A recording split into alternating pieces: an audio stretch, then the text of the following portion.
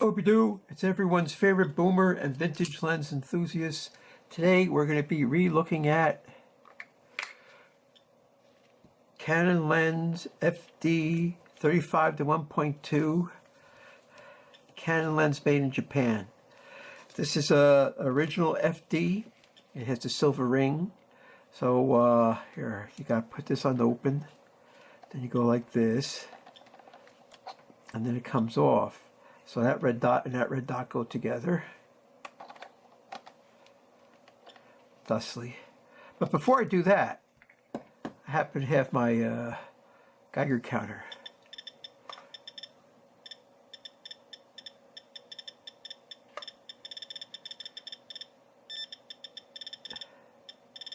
Yeah, that bad boy is super radioactive. Well, enough of that. It's this rear element. Now, sometimes these elements yellow with age. They say it's because, well, there's thorium in it, but it isn't the thorium, it's the thorium salts, which are a contamination. I don't know if that's true or not, I just read about it.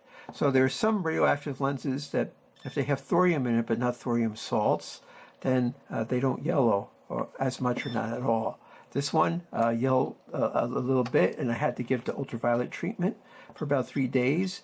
And usually, before I go on a event, I'll jazz it up with ultraviolet light again. And this is on the Sony Alpha 5000. I got a hood man, so I could focus and get a good view of this LCD screen. So I went to a car show in Pequannock at the Pequannock Park, and it took some really great pictures, which you could see in the following slideshow. But since this is old school, it's all metal. It has a rubber ring here, but look at that. There's no backlash or play in that focusing ring at all. At all. That's because it's probably got the triple helicoil in it. And it's all metal constructions. It's hefty. There's supposed to be 3 varieties. I got the chrome nose. There's a black nose. Let's take this off again. Huh? If you could see, this lens is concave, where most lenses are convex. And this is one of its claims to fame, I believe. The fact that it has a concave front element instead of convex element, and a radioactive rear element. Oh, it's hefty. All metal.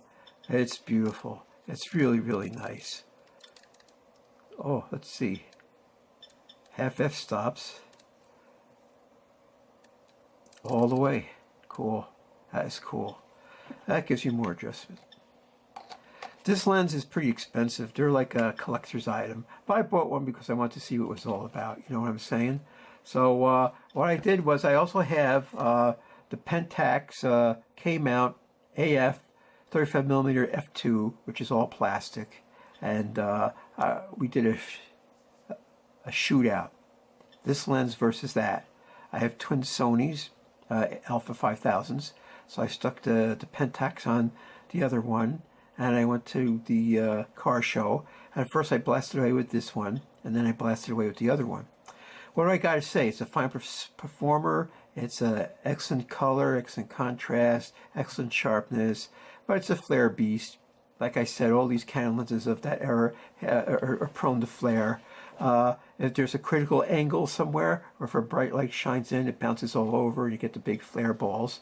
But then I also got some flare from specular highlights of, say, off a bumper or a headlight housing. I saw that once or twice. And of course it has sun stars, where any bright point of light has like the rays shooting out of it. But they all do from this era. Even the Pentax had that. So it's a really, really, really fine lens. And if you're aware of the critical angle for flare, you can either avoid that or incorporate it into your photos. And of course, there's always going to be a random flaring from super bright lights. But aside from that, it's an excellent lens. I really like it. It's totally old school, FD, no backlash. And I would recommend to anybody that don't get the new FD, where it doesn't have the silver ring where you gotta twist the whole lens on and off. I would recommend that you get the older FDs because they're old school mechanical, build and everything, silky smooth. Whereas almost all the new FD lenses I have, they have play here, go click, click, click like that. So of course, a lot of these FD lenses, they're like key lenses in collections, and they cost more. But all I gotta say, it's a nice lens. It's worth the money. It definitely has a look. Now, a 35 millimeter on a crop sensor, that's like a 52 millimeter equivalent on a full frame. So it's like a normal lens. And at a car show, I noticed I had to back up or move close. But of course, it's a non-zoom lens to get the framing or composition I want. Otherwise, there's not much else to say except it's a really, really nice lens. Oh, it focuses down to 1 foot. That seems to be a standard for the wide-angle lenses, in my estimation. So,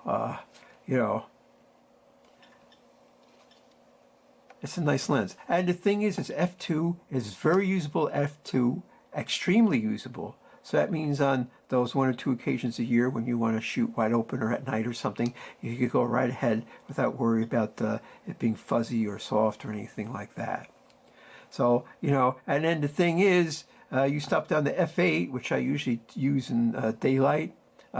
It's an excellent fine performer. So you get the best of both worlds. The f2 aperture for low light, and it's definitely usable during the day, without a doubt. But enough of that. Let's just jump right into the slideshow, and then you can decide what you think. Pequannock car show at the Pequannock Lake, which I drove by many times but didn't know it existed. And it turns out that car shows and fall foliage are a good match. A lot of handsome cars there. Coupes, sedans, sports cars, foreign cars, modern cars. It was a really eclectic show. I liked it a lot, especially since it was free and it was close by. So I spent like over 2 hours there. First, this lens, the Canon FD 35mm f2, and then the Pentax K AF 35mm f2, which is like a companion video to this one, but this one is strictly just a Canon. And it turns out it's a really good lens. I really like the color, the contrast, the detail, the IQ. It's just a sweet lens. It's a little pricey, but it's really old school. It's all metal. It doesn't have the focusing backlash like the new FD lenses have. So, it's got that going for it. It focuses down to 1 foot, which is very useful when you want to capture detail of something. And in 35 millimeters, like a 52 millimeter, so I found myself backing up a lot, to get that wider field of view. Of course, it helps with your depth of field because the further are you away, and any given aperture, you're going to have more depth of field the further you're away than the closer you are to something. Yeah, there's just a couple of red and orange trees, and I think it started at 10 o'clock. I got there a little before 10, or 9:30, something like that. And it was chilly. I just wore a t-shirt, and the sun was strong. So when I got too chilly, I just stepped in the sun. And then when the sun felt like it was just about to start to bake my brains, I stepped in the shade. And then as the day wore on, it moderated quite a bit. But you could see a lot of people wearing heavy jackets. But then the day would have to, toss them somewhere once the day warmed up. I just wore a wide-brimmed hat to keep the sun's rays off my head. Acres of chrome. Oh, the paint jobs are like mirror finish. It's just a cool place to be and hang out. So, and for photo ops, if you want to test a lens, there's no better place to test it than at a car show, because you could see does the lens have distortion? how good is its resolution, its dynamic range, its color tone. Oh, you see there's some flare there. See it on the left-hand headlight? And then there you can see it there. It's a close-up. So Canon lenses, they're flare beasts. And they have a critical angle, where if a bright light shines in at a critical angle, you're going to get the flare bouncing around. Of course, this lens is somewhat less flary than other Canon FD lenses I have used and seen. So it's really not too bad at all. And of course, you get your sunbursts, specular point reflections. But then, you stop down your aperture, you're going to get them. And then, the bright sun, don't want to shoot at f4, even at ISO 100. You won't have any depth of field, and you might have other issues. So f8, I find, is a real nice aperture for snapshot shooting on my photo ops. Some of these cars you've seen, I guess there's guys, their hobbies to go all these shows, but they're never in the same spot. They're never right next to the same car, so, and maybe you notice something when you're walking around. So, and then there are cars I've never seen. I always like to go to a car show and see cars that I've never seen. Maybe someone had a wreck and they finally restored it, and then, this is the first show it's been at or something. I went through a lot of car shows at 2024 because I've been testing a lot of lenses. And, well, this is the last one for the year. It's too cold to go to a car show. I guess there's indoor car shows, but, they cost money to get into, like the one they have in New York City at the Javits Center. That's not for me. It's just a fine combination. The Canon FD 35mm f2 and the Sony Alpha 5000 mirrorless camera. Small, lightweight, although this lens is pretty massive in and of itself because it's got a lot of metal and glass in it. But it's still not as big as a regular DSLR with, 17 to 135 zoom lens. Yeah, but of course you get the advantage of the zoom lens, but this thing, you just move closer, and if you have to, you move back. And it's great. It's a great lens. I highly recommend one. Bust your budget on it. And it's the old saying, if you want to buy one vintage lens, yeah, this is the one you could buy. And when you're using prime lenses, you really have to, shall we say, work at getting a picture, composition-wise, distance-wise. And of course, since this is a telephoto lens, it as much as you could crop it and see fine detail in it and still be able to use that picture in the publication or on the internet, it's got that going for it.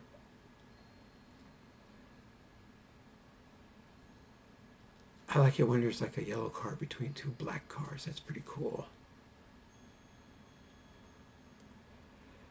The fuzzy dice in your convertible. So at first there weren't too many people there. It was mostly just people with their cars, car owners, but then people started pouring in. After I walked around with the other lens, which was like another hour, it was getting to be a mob scene. People were looking for places to park. So I guess someone got lucky when I pulled away. Well, this is the lenses when they used to really make lenses. I guess I'm a boomer, and I grew up with this technology like this. So I guess it's like comforting, or whatever you may say. And this is especially true if you look at the Pentax 35 f2. It's all plastic except for the mounting flange. But it's autofocus, and you can control the aperture through the camera if you stick it on the A switch. Although I think the new one, this is the old one, well, they redesigned the lens where there is no more aperturing, and you have to use the camera to set the aperture. So I guess, you got to be aware of that. You'd have to get a smart adapter to use this, the newer one on a mirrorless camera. So in a way, maybe that's why the prices went up. is because it has an aperture ring, and you can manually focus it. It doesn't have to be energized. So maybe people with mirrorless cameras are buying them and running up the price. So I'm glad I got mine a long time ago. And it was in like new condition. And whatever wear and tear is on the lenses, I put it on. There's a flare right there. The sun must have been at that critical angle. And there's a little bit of green flare next to these sunbursts there. And there's another flare. It's only at that certain angle, only a certain angle. See, the sun was just out of the field of view, and it made that flare ball there. So they are flare beasts, and I've seen it over and over again. And even though I'm a Canon guy, I can't deny it, that they're just there. Now, it could be that there's a dust or some sort of film inside the, inside the lens, and if I had the proper information, I would assemble it and clean out those elements. But that's a big deal. It's a big job. If you don't have the proper tools, it's rather difficult. Unless you absolutely knew from a tech manual or some old soul told you how to do it this way, and then it was easy peasy. So, if you had a couple examples where you could use the first one as an experiment and then fix the other two, well then, yeah, there's that. So it's a good lens. You should really get one. Be aware of its limitations, though. Oh, I didn't use a lens hood, so I didn't have a lens hood to put on it. Here's some pictures of my front yard across the street, same day. So it's a fine lens. It's a keeper, absolutely.